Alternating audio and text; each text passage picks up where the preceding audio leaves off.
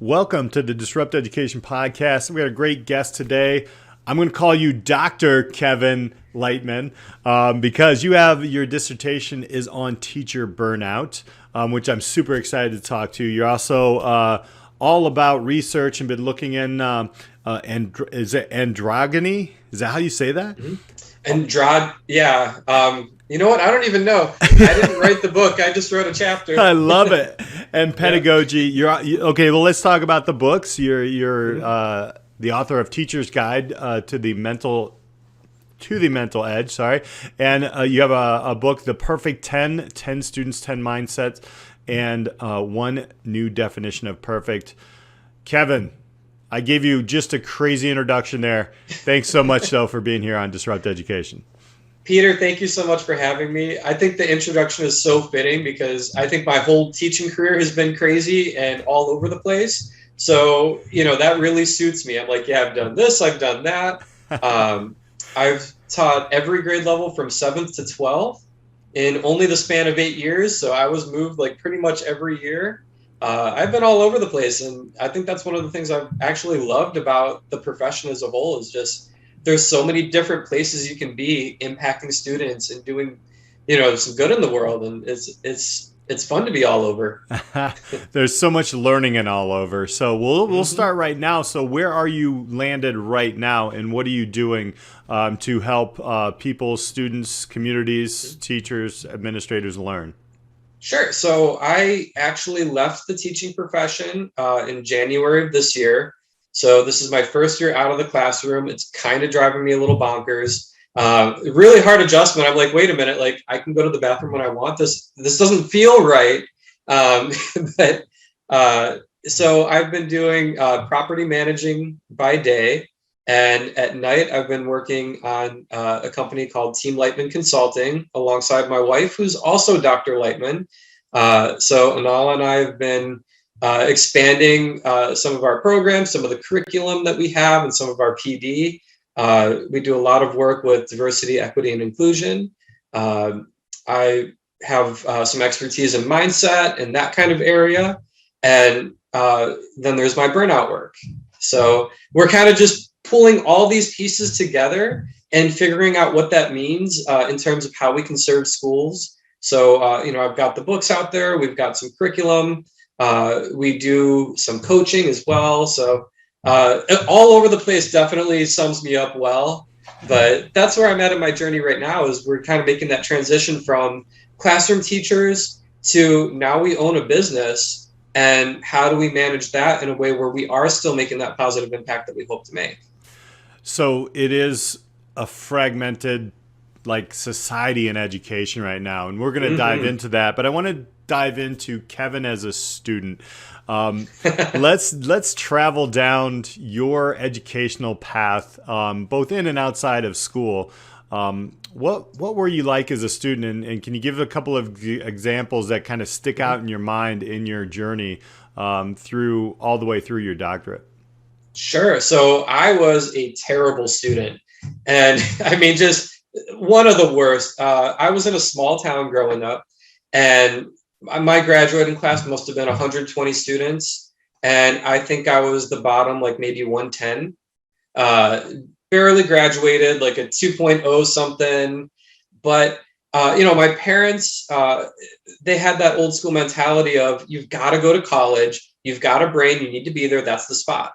So I begged and I pleaded and I wrote really thoughtful letters, and Kent State University finally let me in. So I was on the waiting list for a little bit. They let me in. Awesome. I get to go to college. I'm not stupid after all. It was what I was thinking. And then very quickly, I dropped out. My grades started to tank. None of my behaviors had changed. I was still the same kind of student. And I dropped out, but I dropped out quick enough to save my GPA. So it didn't look so bad. And then I had the bright idea, why don't I transfer to The Ohio State University? Because, if I couldn't make it at Kent, maybe this giant school will help me. I don't know. The logic at the time might have been a little off. But I went to Ohio State, and I actually failed out in about 2 semesters. So I left there. I had about let's say a 1.7 GPA, somewhere around there. And couldn't go back to college. Just, I was out. I was working a minimum wage job. And I started asking myself some really serious questions. I'm like, is this really the student I am? Or is this just how I'm acting? And what I started to really find was I was comparing myself to everybody else, but I was always comparing myself unfavorably. So if I had 1 page of notes and the person next to me had 2, I felt like I was an idiot. I felt like I wasn't good enough to be a student. And I always put myself just as the lowest end of the totem pole around everybody around me. So once I started getting out of that and I started really getting to the root of that, where it's, oh, comparisons are the problem. I need to just be the student that works for me. I doodle sometimes, and that works. My notes are messy, but I understand them and it works. And if I can embrace that and just be the kind of student that I'm capable of, then maybe I can go further. So again, I begged and pleaded. I got into a tiny, tiny school called Wright State University. It's out in Dayton, Ohio. They let me in on academic probation. I went from a 1.7 to graduating with a 3.5. And all of a sudden I'm like, wait a minute, maybe I'm not a bad student. Maybe like I was having a bad moment, or maybe I was being really down on myself, but I'm not a bad student. So I just challenged myself from there. And I'm like, I wonder how far I can go. So I enrolled in the Master's in Curriculum and Instruction program at Florida Atlantic University, and I graduated with a 4.0. And that's just so happens to be when I met my wife. I had an amazing mentor there, Dr. Tracy Baxley, amazing, amazing researcher. And both of them started encouraging me, like, you know, you could probably make it through a PhD program. I'm like, no way, but I'll enroll, like I'll apply, I'll see what happens. I thought for sure I wouldn't even get through the interview process. And, you know, here I stand, you know, about 10 years later from that, and I've made it through. So a lot of my academic career was really just shortchanging myself. And once I got past that, I actually became the student that I hoped I could be. Well, I got to ask, what was that moment where was there something that happened, or was it just out of the blue? Like, Kevin, who are you as a student? You know, I heard a lot of people kicking my butt, right? Like my friends would get on me, you're smarter than this. My parents were so consistent in my life and they were on me all the time. We know you're better than this. And I think I had to see from my own perspective, not from other people telling me, because I had good people in my ears saying the right things. But I was also a stubborn kid. I'm still a stubborn adult, but, you know, I was a very stubborn kid, and I needed to be able to see that for myself. And I think when I went to Wright State, I dropped all the excuses. At all the other universities, I'd let excuses win, like, okay, this class is hard. Well, it is rush hour traffic. Maybe I don't need to show up today. And, you know, I'd let those things get in the way of my progress. So I wouldn't have to test myself. Am I really smart enough for this or not? At Wright State, my big thing was, what will happen if I drop all my excuses? So I showed up every day and I tried my absolute best, and I left it up to what the professors would say. And once I started doing that, I'm like, I'm actually keeping up, and I'm actually getting ahead in some areas. And you know what? I'm actually good at this English thing. I didn't expect to be. And, you know, I kept pushing. And I'm like, oh, it was those excuses and the comparisons and all those things that I let happen that were getting in the way. So I think that was the moment when I just said, what will happen if I do one semester, I show up every day and I do my best? Go figure. Yeah. Good things do happen. Absolutely. which is amazing. My undergrad was in Valparaiso, so I do know Wright State very well. Yeah. Some rivals in the conference back in the day.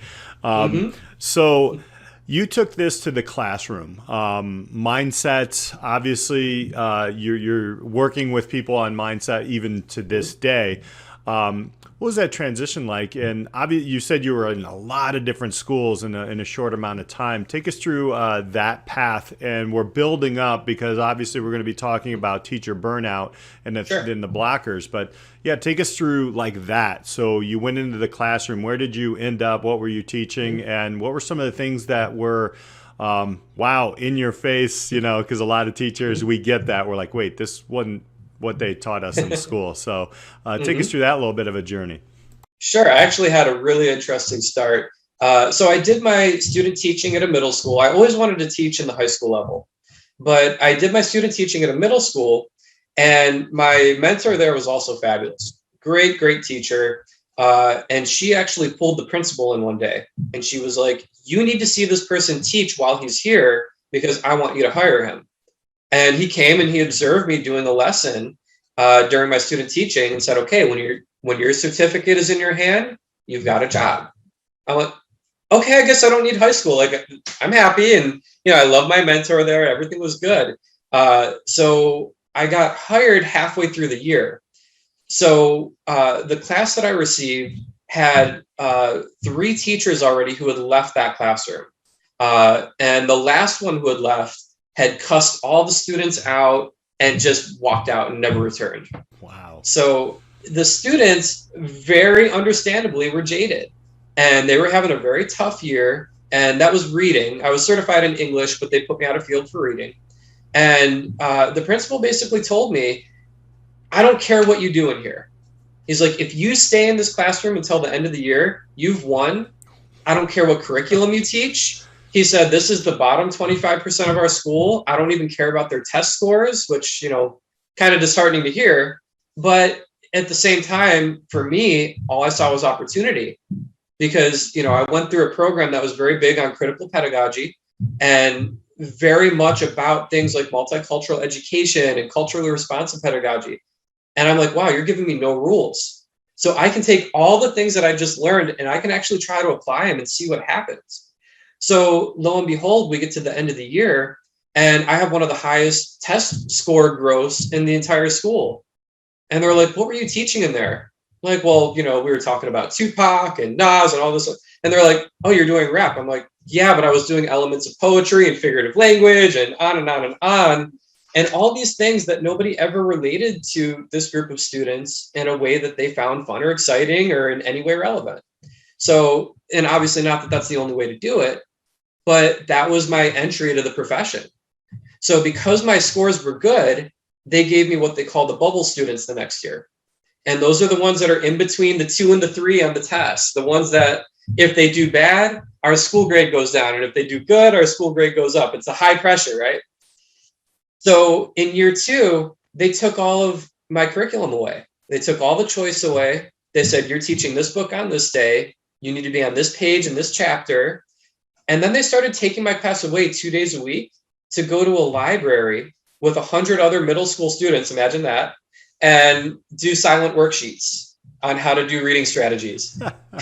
I got to imagine that worked. It was interesting. So, I started complaining, obviously, very loudly. And my only role when we were in the library, I was only allowed to correct behavior. I wasn't even allowed to talk about the strategies or what they're doing. I was only there to enforce the rules, which is be quiet. There are 100 other teenagers in this room or about to be teenagers, but good luck. And I couldn't do it. So I left. I went to a high school and it happened to be the feeder school. So all the middle school students knew me, which was nice. And I got to grow up with them. So I taught 9th, 10th, 11th, and 12th. And that was really my journey. But I think when we talk about burnout, one of the things that really burnt me out fast in this profession was in year 1, I had no rules and I got to actually be a teacher. The way that I knew works and the way that the research says works and everything that I was trained on, I got to do and everybody left me alone. And it worked, clearly. Right. And then year 2 through 8 is when I left. I had more rules, more things enforced on me, more testing mandates, more accountability measures. And I became worse and worse of a teacher. And I'm like, this doesn't make sense if year 1 was my best year. That's the opposite of what's supposed to happen. So, I had flashes. I had moments that were great, but I didn't have years that were great. Right. That was a problem for me. That's, there's a lot of parallels. When you do great things and then all of a sudden, all right, you're too good. Let's slow down the mail delivery. You know what I'm saying? Mm-hmm. So it's an interesting look, and I know that there's a lot of components to teacher burnout. That being one of them. Mm-hmm. My own self, I struggle with respect. Mm-hmm. And it sounds the same as you. Like, this is what I did.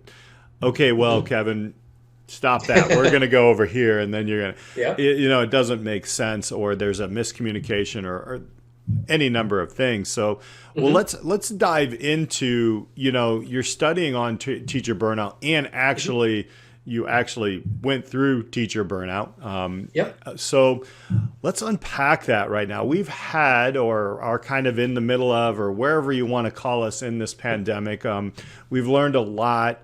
All this was bubbling under beforehand. The pandemic hit.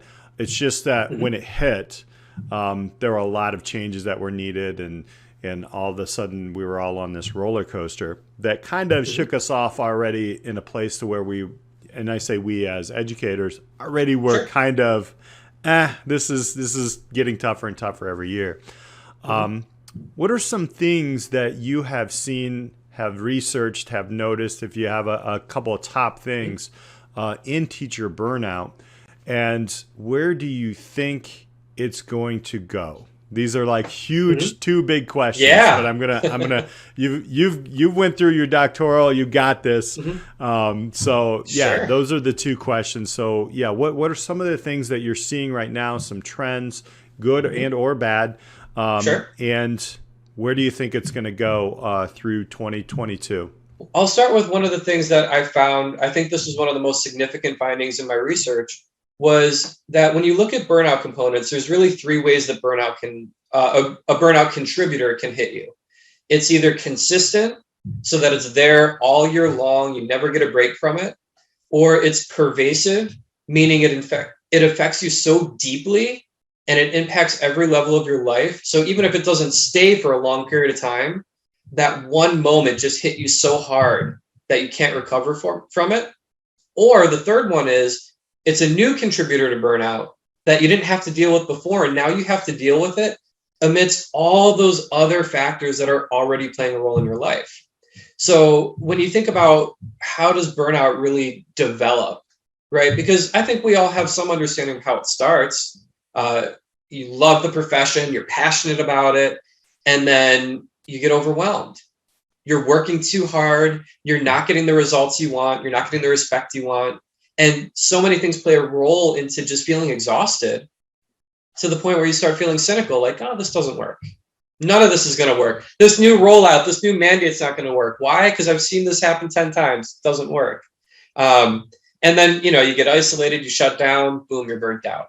But what we don't really look at is how those three different types of contributors play separate, but also at the same time together, roles within the same teacher. So just to give you an example, let's say that money issues are something that's burning me out. Well, that's consistent, all right? That will last all year round, and it might not be that pervasive. I might not be super angry about it. This might be the highest salary earning paycheck I've ever earned. So there might still be some benefits, but I might be looking at my student loans, and I'm nervous all year round. Source of burnout, right? It's a contributor. But then I have my administrator come in and say, you're teaching that book? I've decided that you're no longer teaching that book and you're teaching this book, and I don't care about your expertise.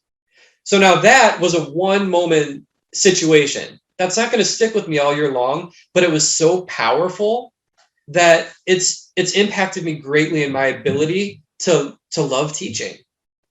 Now you pair that with, and then I go home and now I'm struggling to pay my bills. So now you have these two things that are happening. One was a big moment. The other is a small, steady moment that continues to burn me out. And when those two things collide, now I'm in a lot of pain. I'm in a lot of struggle. And that's where a lot of the physical symptoms come too. Ulcers, stress-related conditions, it can even lead to heart attack. So, burnout has those severe syndromes. So now you're burnt out from these two things. You're feeling physically ill, so you're not really with it. Well, now your lack of health becomes a new contributor to burnout that meets in with, already I'm out of money and my administrator's a jerk. So now you have these three things all playing a role at the same time. So you can see how burnout can just continually increase. Part of the problem with it, and this is going to lead into what I think about, in the following years. Part of the problem is we don't feel burnout when it first happens, right? Usually by the time you feel burnout, you are so far into it that you might have 10, 20 contributors to your burnout that are all playing powerful roles on you. Now these physical symptoms start coming in and you say, I can't do this anymore. But that meets every teacher's passion of, but I do love the profession, or I do love the kids, or I love something about it, right? And when those things meet, usually we're able to say, okay, I'm going to tough it out. And I'm not saying this is the right thing to do, but a lot of teachers, and I did this for a long time, say, I'm going to tough it out for the kids. I'm going to tough it out for the love of the profession. So they stay burnt out, but they stay in. What's happening in today's world, the pandemic has set some of these burnout contributors and exposed them so greatly. So they were always there, but now it's been so exposed to the point where teachers are having to have their health endangered, their feelings of comfort and safety. And I would even relate this to when school shootings first started to become big news. When teachers feel like their safety is on the line, and then you add in all the day-to-day stressors, well, that's that jumping point. That's the reason to leave. So I think what you're going to find in 2022 is when the studies are going to really start coming out, that teacher attrition is at a record peak. I would not be surprised, because at this point, there are so many teachers who are on the fence. And then they got a call that said, oh, I know, no students are in the building, but you need to come in and teach in person so you can be on the computer so you can be in danger. What? So those moments are going to now add to all the other contributors to burnout everybody had. And that, I think, is going to be the launching point for a lot of teachers leaving. As you were going through that, I felt almost emotional going through, and I'm thinking in my own head as an educator for 20 years, you're looking at those moments, and I could almost identify to the T each one of those that you explained. They weren't exactly the ones that you had, but those moments, that was spot on. So how do we change this? What are some ways that we can disrupt education in a good way to change the burnout, number one, and two, just keep some of our great educators, because there's so many out there, and they're also leaving because they recognize their skill sets and their mindsets. Because I think one of the things that we're doing is we're treating the symptom, we're not treating the disease, right? Yes. So how do we treat the disease in this? We all know, mental health days and those things, and yes, those do work on minimal pieces, but how do we go deep? I think a big part of this is there needs to be a massive investigation and a better knowledge bank on how burnout works. I think it's become just a cliche term, really, in a lot of places. So, administrators and school leaders who may be very well-intentioned will say, gee, this burnout thing is a problem, we should do something. But because there's conflicting research and there's not a lot on it and it's not very accessible, typically the solution is, let's do a teacher appreciation day and give them candy, right? And, one of the things my wife and I always joked about when I was in the school is anytime teacher morale was low, you'd come in the next day and there was donuts. And when you really think, right? That is so true. I'm laughing because it was Teacher Appreciation Week, just a couple of weeks ago at our school, and there was candy. I'm sorry. Obviously. Yeah. So I'm striking a nerve here. So this is the school solution. Our teachers feel bad. The morale is down. Our school culture isn't doing well. Candy. Ooh, everybody likes candy. Well, here's the problem. You do that, and then those days pile up. So I remember, my last couple of years of teaching, there might be, 5 to 10 days out of every month that there were donuts in the office or candy or sweets of some kind. And people are taking that every day. And now what's happening is our physical health is only getting worse, because as teachers, when do you really get to eat? So you go in the lounge, you're starving, there's something there, you're going to take it.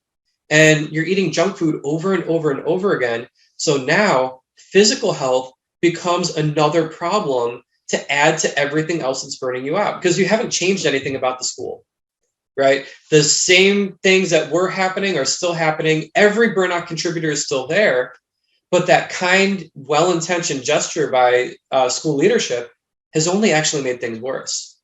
So school leaders who really care need to investigate what is the source of teacher burnouts and what obstacles can I actually remove from their plate. And what you'll find is at every school, it's something different, right? Because there are some school leaders that are very strong in some areas and very weak in others. And teachers will pick up on the weaknesses, and it's going to impact their job and their daily routines, right? Like, at my last school, they had a lot of things that were very strong in terms of open door policies. You wanted to talk to an administrator, you could talk to an administrator. You could voice your problems. But the mandates were so crushing and so specific that even if I had time to go complain about it, I didn't have time to actually do anything to change it, right? So as a leader, you have to start investigating what are those weak spots where teachers are really feeding into burnout, and how can I start removing those obstacles? Now, on the teacher level, it's almost the opposite. What do we do when we're upset? We vent to other teachers, right? So some of the research that's come out lately is that burnout is actually contagious. And, it's not like from coughing or sneezing or anything like that. That would be a little scary. But what they find is if you have people who are burnt out and they're regularly discussing things with each other, the other person becomes more burnt out to a noticeable point. Now, imagine you get a school with a lot of teachers. My prior schools, we're talking 100 or more teachers easily. You get 20 of them burnt out, and very shortly you have 30 burnt out. And then you got 50. And now you have a problem that is so widespread that your attrition rates are going to go through the roof. So for teachers, we almost have to understand, and this is where that lack of knowledge again comes into play. We don't talk enough about how burnout actually works. So when you start feeling burnt out, if all you're doing is venting to other teachers, what you're doing is increasing everybody's burnout, right? So that's the point where, one of the things I learned in my career is when I felt burnt out, I went straight to my administrator. I have these problems. I want solutions. I want them fast. And this is what will work. Sometimes they could accommodate it. Sometimes they couldn't. But I at least got to voice my concerns in a very real way to somebody who could change it. A lot of other teachers around me, and this is why I stopped going to the faculty lounge altogether. They would get together and they would say, "Oh my gosh, you wouldn't believe what this one parent said to me. Oh, that's not even this bad. Look at what this one wrote me." And it's just on and on. Yeah. So, when you step back and think about it, and it's hard when you're in the middle of the school year, I get that. But when you step back and think about it, teachers are just railing each other's burnout and just hitting every pressure point and every button that makes them outraged about the profession and taking it to the next level over and over again. Of course we're burnt out. So yeah, there are real things in this profession that need to be fixed.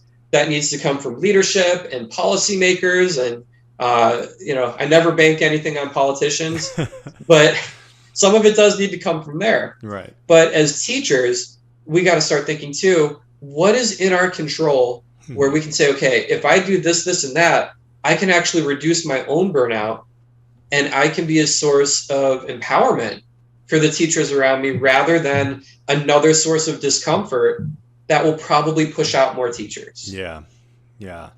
It's tough. Yeah, it is. However, I think just speaking it so eloquently how you put it there, and having educators realize what's really happening, because we don't really talk about that. It's we'll just joke about the candy or I got a card from a student who never raised their hand or never talked in class, and then we just go right to the negative, which is so true. But when you speak it like that, it's interesting. I've even worked on teams, and even this year we're working on a team, and I got a great team in the business department where I'm working at, and we're always, this is going to be Happy Teacher Day, and even though we're slightly sarcastic with it, it helps. It still helps us move forward. Yeah, you're speaking it into existence. Yes, you are. Yeah. And I've been in 5 or 6 different schools myself, so you can see the differences of cultures. I'm sure that you've seen those as well.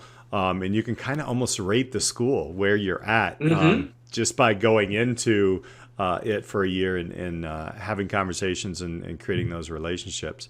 Well, Kevin, I want to thank you so much for sharing so much of your expertise, but I also want to give our listeners an opportunity to connect with you, how they can work with you, how they can find the books.